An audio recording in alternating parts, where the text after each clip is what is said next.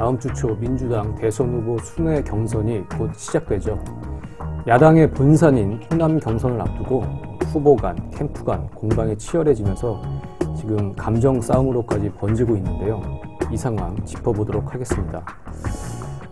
안희정 지사 엊그제 페북에 이제 글을 남겼습니다. 문재인 후보와 문재인 캠프의 이런 태도는 타인을 얼마나 질겁하게 만들고 정 떨어지게 하는지 아는가. 상당히 표현 수위 강도가 이제 셌는데요. 여러 가지 좀 사례를 들면서 이런 감정을 드러냈습니다. 뭐 대연정 얘기도 했고요. 어떤 좀 얘기였죠? 예, 좀 화가 좀 많이 난 것 같습니다. 네. 세 가지 사례를 들었는데요. 첫 번째 장면 1에서 대연정 발언 얘기를 했고요. 대연정 부분은 사실은 그 문재인 후보와 이재명 시장 두 사람이 이제 한조가 되고 이제 다른 쪽에 대척점에 안희정 지사가 있고 이 후보들의 철학의 차이에서 이제 나온 문제라고 봐야 되고요. 이건 뭐 굳이 뭐 네거티브라고 보기가 좀 어려운 측면이 있습니다.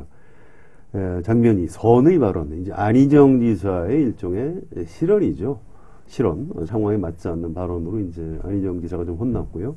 그다음에 이제 장면 3, 전두환 장군 표창 발언인데 이건 사실은 객관적으로 평가하면 문재인 후보 쪽이 좀 오버하다가 네. 실수를 한 거라고 봐야 됩니다.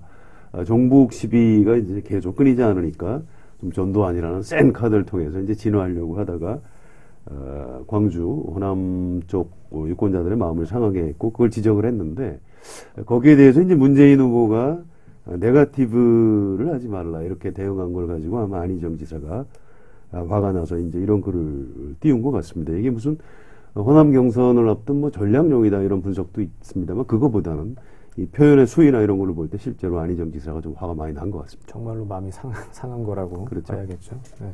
전 거꾸로 전두환 표창 발언 네. 이것부터 한번 말씀을 드리면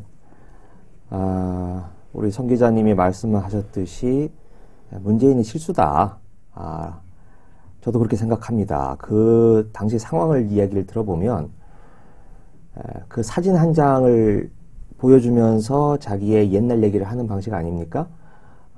그런데 뭐 사진이 여러 장이 있었는데 그 캠프에서 20명이 모여서 회의를 했는데 20명 다 만장일치로 그 특전사 사진을 골랐다 그래요. 그런데 그게 이제 일요일 아침에 오전 9시에 하는 방송인데 그 방송의 주된 시청자가 60대가 넘는 분들이 70%, 80%가 시청하는 방송이라고 합니다. 네. 그러니 이제 캠프나 문재인 후보나 이번 기회에 자신에게 취약점이 되고 있는 이 안보 문제를 60대 이상의 노년층을 상대로 한번 쐐기를 박아보자 한번 이런 의욕을 가지고 나갔고 그리고 그날 토론을 하는 과정에서 문재인 후보가 상당히 좀 업이 됐다는 측면이 있는 것 같아요. 그러니까 전반부에 이제 말하자면 내가 오늘 말이 잘 되고 있다 이런 느낌이 들면서 점점 엑셀을 세게 밟으면서 충돌 사고를 일으켰다. 그래서 그걸 지켜본 캠프의 어떤 사람이 전두환 표창 발언이 나왔을 때 아이쿠 하면서 눈살을 찌푸렸다. 그리고 안 지사 문제인데 안희정 지사, 대연정 또 뭐죠? 그 선의 발언 그 중에서도 하여튼 선의 발언에 대해서 서운해했다. 그건 누구보다도 자신의 고민과 아픔을 가장 잘 아는 동지 문재인이 어떻게 모른 척하고 그 분노가 빠져있다라고 말을 하느냐. 이게 가장 서운했다고 하는데 그 단순히 주고받은 말만 가지고는 아닌 것 같고 제 느낌으로는 그때 막 그 20% 파죽지세의 힘으로 달려가지 않았습니까? 네. 그런데 그 선의 발언에 꺾이면서 물론 지금은 다시 또 상당히 회복됐습니다만은 그 우여곡절을 겪었던 데 대한 아픔 그게 서운했던 게 아닌가 싶습니다. 네. 이런 내용은 안희정 지사가 어쨌든 서운하고 뭐 2대1로 많이 공격받기도 하고 뭐 이런 사안이었는데 오거돈 그 문재인 캠프 부산 지역 선대위원장의 부산 정권 발언이 있었어요. 요 부분에 대해서는 또 다른 캠프에서 또 문재인 캠프를 상당히 강하게 이제 비판하는 그런 발언이었는데 이 발언은 어떤 내용이었죠? 그래서 이제 부산에서 더문캠 부산 캠프 출범식입니다. 오고돈 전 장관이 한 얘기인데, 이제 다시 한번 부산 사람이 주체가 돼서 부산 대통령을 만들어 내자. 그러니까 부산 사람들끼리 모여서 한 얘기입니다. 이제 애양심 차원의 발언이라고 봐야 되고요. 또 부산 대통령이 고질적인 지역 구도를 타파하고 진정한 동서화합을 이룰 것이다. 이렇게 얘기했습니다. 그래서 이제 이걸 가지고 무슨 부산 지역 감정 발언이라고 이렇게 평가하는 건 좀 과한 것 같고요. 뭐 실제로 다른 캠프에서도 이 부분에 대해서는 별 다른 문제를 강하게 제기하지 않고 있는 그런 상황입니다. 네. 네, 다시 아까 얘기 돌아가서 전두환 표창, 선의 발언, 이걸 잠깐 같은 맥락이기 때문에 말씀을 좀 드리면, 이 문제가 상당히 좀 복잡한 것 같습니다. 네. 말하자면 이 네거티브냐 아니냐, 검증이냐, 어디까지 할 수 있느냐, 이 문제가 일단 후보 간의 문제만으로 보면, 예를 들면 문재인 후보가 안희정 후보에게 분노가 빠져 있다라고 공격을 했고, 안희정 후보는 또 거꾸로 문재인 후보에게 지도자가 그렇게 말하면 피바람이 분다, 또 이렇게 맞받아치지 않았습니까? 그리고 캠프에 있는 사람들을 보면 문 쪽이 안쪽을 향해서 지옥으로 가는 길은 선의로 포장되어 있다, 이렇게 또 손혜원이 이야기를 했고, 근데 또 박영선이 또 문 쪽에 대해서는 싸가지 있는 친노는 다 안희정에 갔다, 이렇게 발언을 했어요. 이 말이 그 문재인 캠프에게는 굉장히 자극을 한 발언인데, 그것 때문에 상당히 격분했다고 합니다. 근데 거꾸로 보면 그 말은 문재인 주변에 가 있는 사람들은 다 싸가지 없는 친노다, 이 말로 해석이 되는 거잖아요. 그러니까 후보와 캠프끼리 주고받은 말을 해서 어디가 더 네거티브 했느냐를 제기는 그렇게 쉽지는 않은 것 같아요. 그런데 문제는 그 열혈 지지자층에 문제가, 거기에서 이 화력의 차이가 드러나는 거죠. 그렇죠. 네. 그게 이제 기울어진 운동장이 되는 겁니다. 싸움을 하려고 하면 이른바 이제 무기 대등의 원칙이라는 게 있지 않습니까? 칼에는 칼, 총에는 총, 같은 무기를 가지고 싸워야 이 공정한 게임이 되는데, 안지사 쪽 입장에서 보면 자기들은 M16 소총 들고 있는데 저쪽은 지금 원자폭탄을 가지고 있는 거란 말이에요. 이 문제는 굉장히 복잡하고 논란이 많이 되는 사안일 수밖에 없습니다. 그런데 여하튼 안지사 쪽 입장에서 보면 그렇게 되는 문제이기 때문에 이 문제를 어떻게 후보들이, 당사자들이, 그리고 당이 이 문제를 얼마나 현명하고 슬기롭게 풀어나갈 수 있느냐에 따라서 이 경선의 어떤 네거티브 문제, 이게 해결될 수 있느냐 없느냐 결정될 거라고 보여집니다. 사실은 검증하고 네거티브를 어떻게 구분할 수 있을까요? 뭐 종이 한 장 차이거나 거의 차이가 없다고 봐야 되는 겁니다. 공격하는 쪽에서는 정당한 검증이고 정당한 질문이라고 하는 거고요. 방어하는 쪽에서는 이건 네거티브 캠페인이다, 이렇게 대응을 하는 겁니다. 이거 여야 간에도 마찬가지고 정당 안의 경선에서도 항상 이런 문제는 이제 불거질 수밖에 없습니다. 지금 벌어지는 장면에 대해서 너무 그렇게 낯설어할 필요는 없는 것 같고요. 어느 신문에서는 뭐 일면에다 기사로 친노 내전이다 이렇게 쓰고 또 사설로까지 다뤘던데, 이게 그렇게까지 다룰 만한 엄청난 뉴스인가 전 잘 모르겠습니다. 물론 이 경선에서의 승자가 대통령이 될 가능성이 높기 때문에 치열하고 뜨겁게 싸우고 있는 거죠. 그런데 제가 알고 있는 과거의 어떤 정치판의 경쟁에 비하면 지금 굉장히 점잖은 편이고요. 매우 정상적으로 진행되고 있다, 전 평가를 일단 그렇게 하고 싶습니다. 지금 김의겸 기자가 이제 문재인 후보 쪽 지지자들 얘기를 했는데, 그쪽 분들은 그런 게 있는 것 같아요. 문재인 후보에 대한 어떤 자존심이랄까요? 자부심이라고 할까요? 뭐 거의 결벽증에 가까울 정도로 어떤 우월감 같은 걸 좀 가지고 있고요. 또 과거에 이제 노무현 전 대통령의 이제 서거라는 상처까지 안고 있습니다. 그래서 누군가가 내가 사랑하는 문재인을 공격하는 것을 뭐 도저히 견딜 수 없는, 그게 이제 안희정이라도 견딜 수 없고요. 뭐 심지어 이제 기자들에 대해서도 굉장히 공격적입니다. 엄청나죠. 예, 저도 이제 굉장히 많이 비판을 받는 편인데, 뭐 제가 쓴 기사에 대해서 비판받는 건 뭐 저는 그 당연하다고 생각합니다. 아무튼 그런 열성 지지자들이 이 경쟁에서 상대방의 굉장히 심한 욕설이나 자극적인 행동을 가함으로써 이 상황을 전반적으로 좀 악화시키고 있는 이런 측면은 있고요. 결국은 후보들이 조금 더 적극적으로 나서서 좀 설득을 해줘야 될 필요는 있고요. 이재명 시장이나 안희정 지사가 요구하듯이 문재인 후보가 문재인 후보 본인을 지지하는 지지자들에게 조금 더 신중해달라 이런 당부를 조금 더 많이 하는 이것이 좀 더 이 사태를 진정시키는 방안이 아닌가 이런 생각이 듭니다. 네. 네, 그 네거티브냐 아니냐 이 문제인데요. 그 참 가르기 어려운데 그래도 좀 기준은 있는 거 아닌가 이런 생각을 합니다. 그게 뭐 예전에 모택동은 그걸 이제 적대적 모순이냐 비적대적 모순이냐 그런 말로 이제 구분을 했는데 예를 들면 아까 오거돈 발언 같은 경우에 네. 이게 호남 홀대론인데 결국은 이게 지금 우리나라의 그 영남과 호남을 갈라치기를 해서 자신의 정치적 이득을 보려고 하는 세력이 있는 거 아니겠습니까? 그건 당 외부에 있는 거죠. 그런데 그 논리를 가지고 당으로 끌어들여서 경쟁자를 공격한다. 이건 어떻게 보면 거꾸로 예전의 사례로 보면 김대중 대통령이 빨갱이라고 수십 년 동안 공격을 받아왔는데 그 김대중 대통령의 사상 문제를 가지고 당내 경쟁에서 그걸 무기로 쓴다. 는 것과 제가 보기에는 역사적 맥락이 같아 보입니다. 네.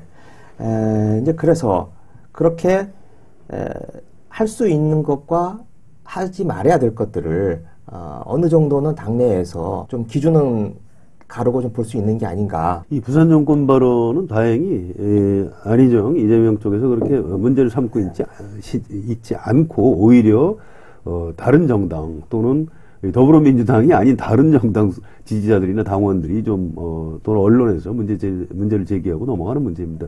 그러니까 이제 이런 문제를 가지고 지금 김의겸 기자가 걱정하는 대로 당내에서 논쟁이 벌어지고 있다 하면 굉장히 심각한 상황이지만 제가 보기에 아직 그런 상황은 아닌 것 같습니다. 엊그제 문재인 전 대표 그 MBC 토론회에서 뭐 이런 이제 공방이 이제 격화되니까 우리 이제 네거티브 공세하지 말자 이런 얘기를 했습니다. 그러니까 이거를 이런 뭐 토론이나 공방이나 검증 자체를 문재인 전 대표는 이제 네거티브니까 좀 하지 말자는 건데 다른 후보들은 좀 생각이 다를 것 같고요. 이걸 정말 네거티브라는 어떤 부정적인 낙인을 찍어야 하는 게 맞는지 이런 것도 조금 생각이 좀 다를 것 같아요. 검증은 이제 필요하니까요. 네. 칼로 딱 자르듯이 나눌 수는 없을 겁니다. 근데 아까 얘기했던 적대적 모순과 비적대적 모순. 같은 비판이라도 친구끼리 하는 애정어린 비판이 있는 거고, 물리쳐야 되는, 적으로서, 그 하는 정치적 공세가 구분될 수 있는 거 아니겠습니까? 그래서 예를 들면 이런 겁니다. 저는, 뭐 제 개인적인 생각입니다만은, 그런 얘기를 많이 하지 않았습니까? 박근혜 대통령에 대해서 철저하게 검증을 하지 않았기 때문에 지금 이런 사태가 빚어졌다. 네. 그래서 지금 나와 있는 후배들에 대해서 모두 다 철저한 검증을 해야 된다. 예선 단계에서부터 세게 해야 된다. 라고 하는 이야기가 있는데 저는 그건 맞다고 생각을 합니다. 그런데 그게 누가 주체냐 이거죠. 같은 당내의 경쟁자들끼리 그럼 그렇게까지 피투기는 그 검증을 해야 되는 건가? 아니면 다른 당의 후보 또는 언론이 해야 되는 건가? 그 몫이 다르다고 생각을 하는 겁니다. 그러니까 예를 들면 박근혜 대통령의 최태민 문제라든지 이런 문제를 하지 않은 것은 경쟁당, 그 당시 여당이 하지 않은 거고 언론이 하지 않은 거지 그걸 이명박의 책임으로 물을 수는 없는 거 아니겠습니까? 마찬가지로 당내 경쟁에서도 어차피 이번 경선이 끝나고 나면 다시 손잡고 같이 가야 될 세력인데 다시는 얼굴을 보지 않을 것처럼 하는 것. 그걸 그리고 그렇게까지 공격하는 것을 철저한 검증이라고만 할 수 있느냐라는 거죠. 그래서 저는 당내 경쟁과 그 밖에서 하는 검증은 좀 의미를 좀 나눠서 생각을 해야 된다. 이렇게 생각을 합니다. 문재인 후보가 이제 워낙 강자이기 때문에 검증이든 네거티브 공세든 쏟아지는 건 당연한 겁니다. 그걸 과연 이제 어떻게 잘 받아 넘기느냐 이것도 굉장히 중요한 어떤 리더십 또는 정치적 역량이라고 봐야 되고요. 사실은 문재인 후보만큼 지금 검증이 많이 된 사람은 별로 없죠. 2012년 대선 후보 때 한번 검증이 됐고요. 또 5년 내내 어떻게 보면 좀 이렇게 탈탈 털린 측면이 있습니다. 그래서 이제 좀 작은 흠집도 좀 더 커 보이는 것이고요. 그게 상대적으로 이제 안희정 지사나 이재명 시장 쪽에서 작은 흠집을 공격하는 걸 가지고 문재인 후보 본인이나 지지자들이 아니 이렇게 작은 것까지 그렇게 공격을 하느냐라고 억울해할 수가 있습니다. 그런데 이제 그런 부분은 워낙 이제 지지율이 앞서 있고 강자기 때문에 쏟아지는 그런 측면이 있는 거니까 문재인 후보가 좀 더 여유를 갖고 대처를 해줬으면 참 좋을 것 같습니다. 아까 김의겸 기자께서 박근혜 최태민 이제 사례를 이제 드셨는데 그 정도의 치명적인 약점이라면 가까이에 있는 사람도 더 잘 알 수 있는 것이고 그러면 밖에 있는 사람한테 매 맞는 것보단 안에 가까이 있는 사람한테 그래도 매 맞는 게 훨씬 나은 거 아닌가요? 근데 그거는 이제 매 부분이 아니고요. 사실은 검증은 언론의 책임이 훨씬 더 큰 겁니다. 아무리 경쟁에서 상대 쪽에서 검증의 칼을 들이대면 그게 이제 네거티브로 비칠 수밖에 없는 것이고요. 박근혜 대통령한테 최태민이 있고 그 최순실이 있었다는 것, 또 그 사위 정윤회가 있었다는 것을 우리나라 이제 언론이 많이 알고 있었던 문제인데 제대로 취재를 해서 대통령 되기 전에 폭로하고 실체를 드러내지 못했던 이쪽에 책임이 있는 거죠. 그 문제를 아까 우리 김의겸 기자 말씀하신 대로 이명박 당신이 왜 검증을 안 했느냐 이렇게 얘기하는 거는 좀 맞지 않는 얘기 같습니다. 어쨌든 그런 내부 검증에 좀 선이 필요하다 그런 말씀이신 거죠. 뭐 지금 당장에 싸우는 데는 절체절명의 그 위기감이나 긴박감이 있겠습니다만 그 다음을 생각한다면 한 식구끼리 할 수 있는 비판의 정도와 강도와 그 울타리를 벗어나서 하는 비판은 차이가 아무래도 있을 수밖에 없는 거죠. 예, 그 말씀을 이제 연장해서 생각을 해보면 역대 그 당내 경선 과정에서 완전히 그 감정이 완전히 그 상해서 치유할 수 없는 단계로까지 나간 사례가 좀 있는 것 같아요. 어떤 사례가 좀 있죠? 그래서 이제 이거 당내라기보다도요, 유사한 사례는 좀 많이 있었습니다. 이제 원래 같은 편 안에서 경쟁하다가 보면, 내가 이제 진다고 생각하면 억울하죠. 내가 이제 실력이 없는 거니까. 아예 밖에 있는 다른 거대한 그 적대 세력하고의 경쟁에서 진다 그러면, 아예 저기 나쁜 놈이니까 내가 졌다. 이렇게 자기 합리화가 가능합니다. 그런데 당내 경쟁에서 이제 밀리면 뭐 변명의 여지가 없으니까 훨씬 더 치열하게 싸울 수밖에 없는 그런 측면이 있습니다. 1987년에 김영삼, 김대중이 같은 당 안에서 경쟁을 하다가 후보 단일화가 안 되는 바람에 아예 당을 깨고 나가서 새로 당을 만들었죠. 그 양쪽이 너무 치열하게 경쟁을 하다 보니까 차라리 그래 당신들이 되느니 노태우가 되는 게 낫겠다 이렇게 얘기를 했고요. 양쪽 다 마찬가지입니다. 실제 대선 결과 그렇게 나왔습니다. 또 1997년에 아주 유사한 사례입니다. 이회창 후보가 한나라당 경선에서 승리를 했는데 이인재 후보가 경선 불복하고 나가서 다른 정당을 만들었습니다. 네. 그 두 사람, 두 정당이 얼마나 치열하게 싸웠는지 대선 막판에는 당신들이 되는 것보다 김대중이 되는 게 낫겠다 이런 얘기를 거의 할 정도로 실제 결과 그렇게 나왔습니다. 이제 정치에서 이제 경쟁이라는 게 이제 그렇게 치열할 수밖에 없는 측면이 있는 거죠. 네, 저는 뭐 제가 본 것 중에서는 2002년 경선이 가장 기억에 남는데 노무현 후보가 이제 결정이 되는 과정에서 이인재 후보가 이른바 색깔 공세를 아주 노골적으로 하지 않았습니까? 네, 네.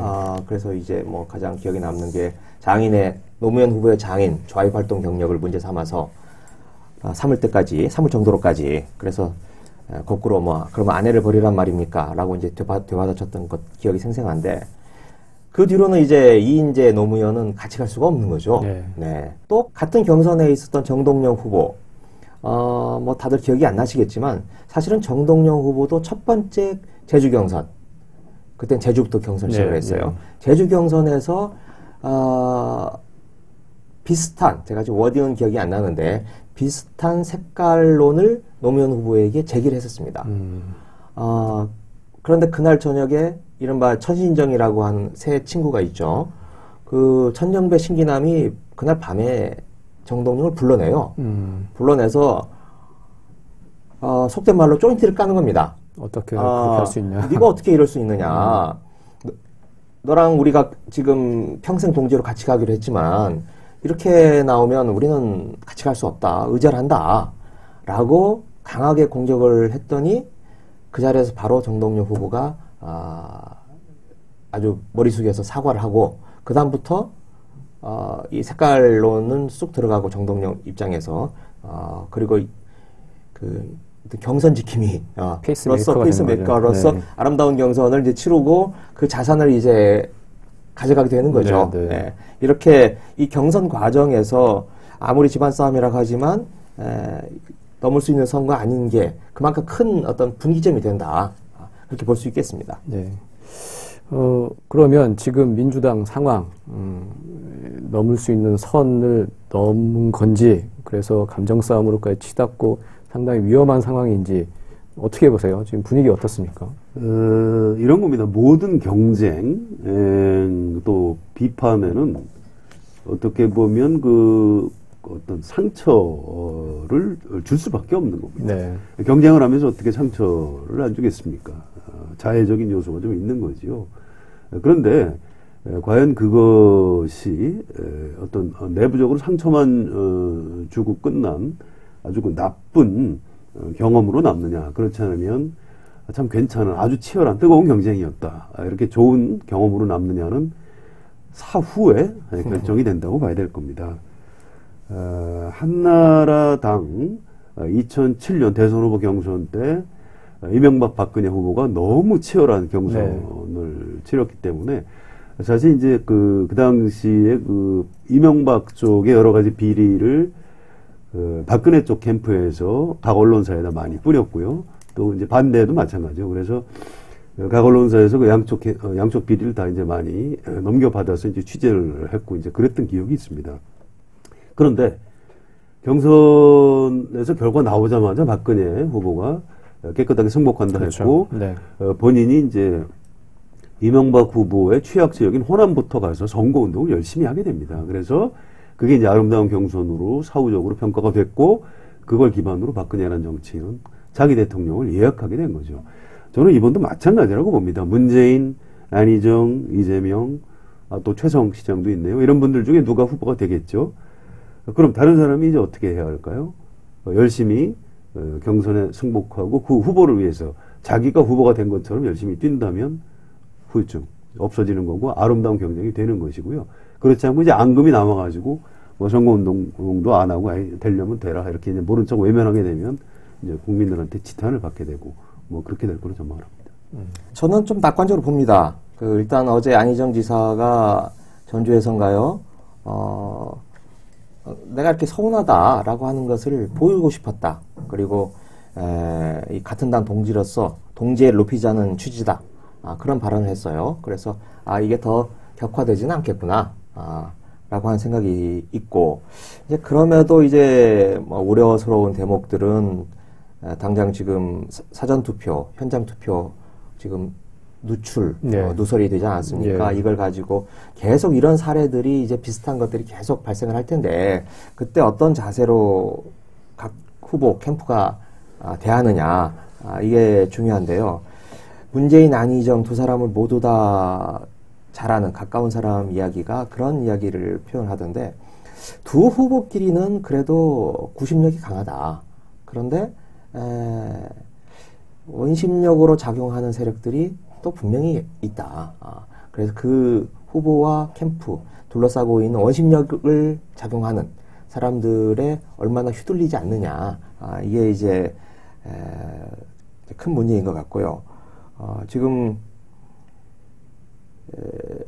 이렇게 격화된 데는 제가 보기에는 굉장히 기간이 짧기 때문에 이런 현상이 발생하는 것 같습니다. 지금 사실상 4월 3일이 마지막이 결선 투표를 안 한다면 4월 3일이 마지막이고 3월 27일 한 일주일 열흘밖에 지금 시간이 남아있지 않은 네. 거예요. 그러니까 여기에 모든 걸 다 올인을 하는 거죠. 그러니까 예전엔 정말 주말에 했는데요. 그래서 점점점 이게 에스컬레이트 되는 게 아니고 네. 그냥 이번 한 방으로 모든 게 결정되기 때문에 지금 이런 현상이 발생하는데 그 결과가 만일 나오면 그 결과를 가지고 다시 한번 생각을 하게 될 겁니다.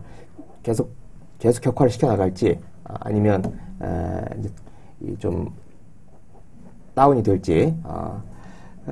이제 그래서 한번 이번 27일 경선 그 첫 번째 결과 나오는 날 그리고 25일이죠. 25일에 이제 그 텔레비전 토론회가 광주에서 열리는데 네. 그 토론회 이런 정도가 아마 분기점이 되지 않을까 싶습니다.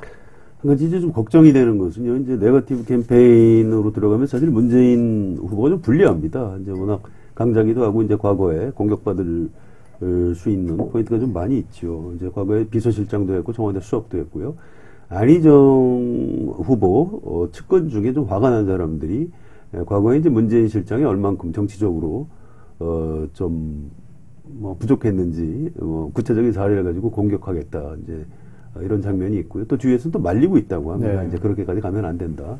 근데 이제 경선이 호남부터 시작해서 이제 격화되면 지금보다 좀 더 좀 강한 공방을 벌일 가능성 도 남아 있습니다. 물론 이제 크게 보면 저는 이제 사후적으로 이제 정리가 될 것이다 이렇게 보고 있습니다만 또 어떻게 보면 그런 그 경쟁이 격화하고 또 후보들이 그런 것들 검증과 네거티브 캠페인을 어떻게 적절히 다뤄나가는가 이걸 이제 살펴보는 것도 굉장히 중요한 포인트가 될 수 있을 것 같습니다. 네. 선의의 경쟁과 비방은 어찌 보면 종이 한 장 차이일 수도 있다는 생각이 이제 드네요. 네, 정치는 갈등을 조정하는 일입니다. 사람의 마음을 사야 하는 일이기도 하죠. 지도자는 그 부당한 압력에 굴하지 않는 불굴의 의지, 강력한 멘탈이 필요하지만 사람의 마음을 다치지 않게 하는 것도 중요할 것 같습니다. 그게 정치니까요. 수권정당에 성큼 다가선 민주당의 대선 후보 경선, 짜증보다는 감동이 물결치는 큰 잔치가 되기를 기원합니다. 더정치 오늘 여기까지입니다. 감사합니다.